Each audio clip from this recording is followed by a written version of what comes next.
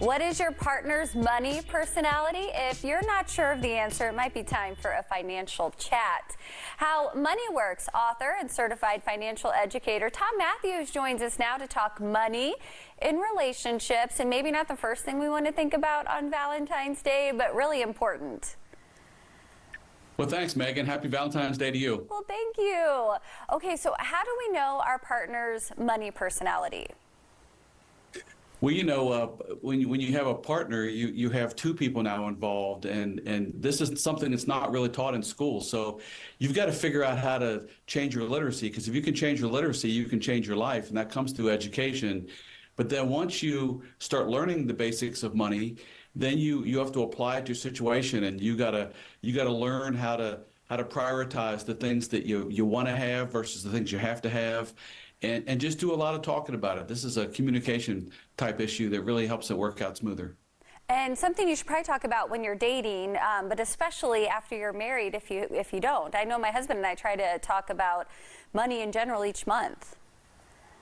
Well, it's a difficult thing to talk about because you have wants and you have needs, and you're trying to sort that out and trying to figure out which one's important. And usually you've combined your money together, so now you have to consider those things, and you can't just show up with a new car or just go do something. Talk about it. Yeah, I think one of your pieces of advice is to definitely talk about big things. You can't just show up with that BMW, and I'm like, who are these people? This sounds like a great life. That would be a great life, yeah. It's not real, and the thing about money is money's very predictable. And if you can do smart things with money, you'll get a smart outcome. And that just comes from working with your partner and doing a lot of talking about it.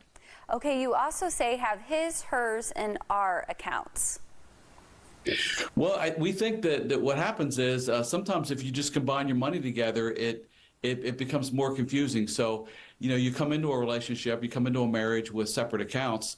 We think it makes a lot of sense to have a joint account, but keep your separate ones. So if you want to do something as a surprise, or you want to have some fun, or you want to do something, you can do it.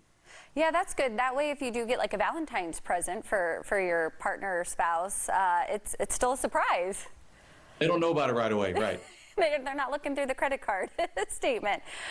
Okay, we kind of touched on this, but talk it out on big purchases. So cars obviously constitute that, but, little things, those aren't necessarily big conversations. No, I wouldn't say that. I think that when it comes to buying a home or buying a car or, bigger ticket things, you definitely want to have lots of dialogue about it. But the smaller things, those aren't that important. So you can kind of do those as your relationship dictates. Lots of conversation, though, is really the way to start. You also say to set goals together. Well, it's like learning about money. If you set a goal to learn about money and become financially literate, that's a thing you can do together. It's a life skill. You should have that. And when it comes to setting goals and talking about things you want to accomplish, if you go about it together, you're on the same page. And as you know, happy wife, happy life, you're on the same, you can be successful. Finally, we talk about budgets a lot. You say to budget in the fun. Well, life is a one-way trip, and so you can't just save for retirement and just do all these things with money that aren't fun. So I think you got to weave that in there, especially when you set some good goals with your partner or your spouse, and you take those goals and you start accomplishing those. You start putting that money aside. Then I think you got to factor into that whatever you think is fun. If it's going to dinner or going to a concert or a show or some kind of a purchase that makes sense for your budget and for your income level and those kind of things, then you got to do that to celebrate the fact that you're on track financially and doing smart things with money. I love that, because otherwise it's kind of like a diet. Then you'll just go out, maybe go on a big shopping spree if you are just being so rigid. Yes, that's exactly right. Well, any other advice for Valentine's Day as we manage our money with our partner and significant others? Well, what I would say to you is you don't have to run out and go do something wild for every holiday that comes along. You can partner know how you feel about them and how much you enjoy this ride of life together.